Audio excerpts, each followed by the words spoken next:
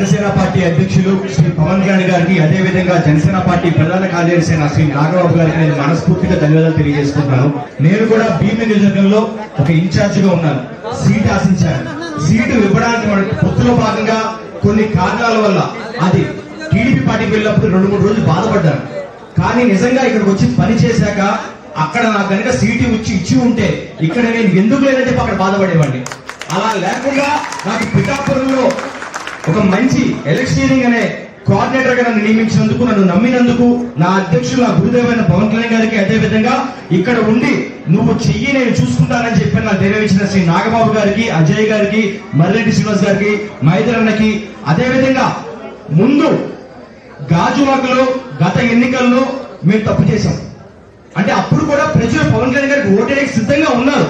కానీ వాళ్ళని బూత్ వరకు తీసుకొచ్చి బూత్ లో సక్రమమైన ఎన్నికలు జరగడానికి మాకు ఒక ప్రక్రియ లేకపోవడం వల్ల మేము తప్పు చేశాం. దాన్ని నేను అర్థం చేసుకుని దాదాపు 50 మంది బూత్ ఏజెంట్లతో మాట్లాడి గాజువాకలో ఆ తప్పుని సరి చేసుకుని ఇక్కడ ఏ విధంగా మనం ఉండాలి, ఓటు వేయడానికి వచ్చే ఓటర్ని స్వచ్ఛందంగా మనసులో ఉన్న గుర్తుకి ఓటేసే విధంగా మనం ఎలాంటి వాతావరణం క్రియేట్ చేయాలని చెప్పి దాన్ని స్టడీ చేసి మీ అందరికీ నేను చెప్పడం జరిగింది. దాన్ని మీరు అర్థం చేసుకుని బూత్ లో ఏ విధంగా ఎలక్షన్ చెయ్యాలి అని చెప్పని చేసి చూపించిన ప్రతి ఒక్క జన సైనికుడికి, బూత్ నుంచి 200 మీటర్ల దూరంలో టెంట్ వేసుకుని మంచినీళ్ళు అందించిన ప్రతి ఒక్క జన సైనికుడికి, ఓటర్ స్లిప్ ఇచ్చిన ప్రతి జన సైనికుడికి, ఓటు వేయాలని చెప్పి అవగాహన కల్పించిన ప్రతి ఊరు పెద్దకి, ప్రతి వీర మహిళకి నేను మనస్ఫూర్తిగా పాదాభివందనం చేస్తున్నాను. ఓటర్లు ఎప్పుడూ ఉన్నారు జనసేన పార్టీకి వేయడానికి, కానీ ఓటు వేయించే ప్రక్రియ అనేది ఈ రోజు మనం అర్థం చేసుకున్నాం. పవన్ కళ్యాణ్ గారు ఎప్పుడు చెప్తారు, ఎక్కడ నెగ్గాలో కాదు ఎక్కడ తగ్గాలో తెలుసుకోవాలని. కానీ మీ అందరికీ తెలియని ఒక విషయం ఉంది, ఎక్కడ తగ్గాలో మాత్రమే కాదండి, ఎక్కడ తొక్కాలో కూడా తెలిసినవాడు పవన్ కళ్యాణ్ గారు. ఈ రోజు పవన్ కళ్యాణ్ గారు తొక్కిన తొక్కుడికి వైసీపీ ప్రభుత్వం ఏదైందో అది గొప్ప కూలిపోయింది. వాళ్ళ నోట్లోంచి ఓటమి భయంతో మాటలు బయటకు వస్తున్నాయి. నిజంగా ఎర్ర తుండు చూపించి మొత్తం పిఠాపురాన్ని ఎరుపెక్కించి వైసీపీకి పిచ్చెక్కించిన ప్రతి ఒక్క జన సైనికుడికి, వీర మహిళకి, ఆఖరికి వయసుతో సంబంధం లేకుండా చిన్న పిల్లవాడి నుంచి పెద్దవాడి వరకు కూడా. ఎందుకంటే మనం ఎక్కడ కూడా రూల్స్ అతిక్రమించలేదండి.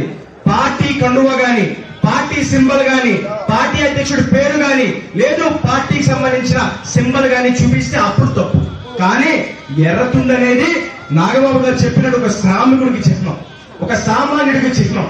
చెమట పడితే ఆ చెమట స్టేట్ అనేది ఎర్రతుండు పీల్చుకుంటుంది. పవన్ కళ్యాణ్ గారు ఏ విధంగా అయితే మీ బాధల్ని పీల్చుకుంటున్నారో ఆ ఎర్రతుండు కూడా ఆ విధంగానే మీ చెమటని పీల్చుకుంటుంది. కాబట్టి ఒకటే చెప్తున్నాను, మీరందరూ మీ పవన్ కళ్యాణ్ గారి కోసం చెమట చిందించారు. రేపు మీకోసం పవన్ కళ్యాణ్ గారు రక్తం చిందించడానికి కూడా వెనకాలని చేస్తున్నారు. కాబట్టి అవకాశం నాకు ఇచ్చినందుకు, ఇంత అద్భుతమైన సమయాన్ని మాకు ఇచ్చినందుకు మీకు ఈ రోజు భోజనం దొరకక కాదండి, కానీ మా బాధ్యత. నాగబాబు గారు ఒకటే చెప్పారు, ఎలక్షన్ అయిపోయిన వెంటనే వెళ్ళిపోవడం కాదు, మనం ఉండాలి. ఉండి అధ్యక్షుడు పవన్ కళ్యాణ్ గారు సూచించిన విధంగా మన కోసం బూత్ లో కష్టపడిన ప్రతి ఒక్కరికి ఆ రోజు మనం భోజనం అందించామో లేదో పక్కన పెడితే ఈ రోజు నేను అందించాలి అని చెప్పని స్వయంగా ఆయనే తయారు చేపించి పవన్ కళ్యాణ్ గారి తరఫున భోజనం తీసుకొచ్చారు. అది నిజంగా నేను ఒకటే చెప్తాను, తిరుపతి హుండీలో ఏ విధంగా అయితే మొక్కుకుని మనం ముడుపులేస్తామో అంతే పవిత్రతతో పిఠాపురం ప్రజలు మొక్కుకుని మరి ఓట్లు వేశారు. ఏ ఒక్క వేస్ట్ కాదు, ప్రతి ఓటు కూడా సీరియస్ మరి లోపల ఉంది. 4వ తారీఖు మిగతా విషయాలు మాట్లాడుకుందాం. కాబట్టి అందరికి మరొకసారి నమస్కరించుకుంటూ నాకు ఈ అవకాశం ఇచ్చిన అధ్యక్షుడు పవన్ కళ్యాణ్ గారికి, పెద్దలు నాగబాబు గారికి, పిఠాపురం ప్రజలకి, జన సైనికులకి, వీర మహిళలకి మరొకసారి నమస్కారం తెలియజేసుకుని సెలవు తీసుకుంటాను. జై జనసేన.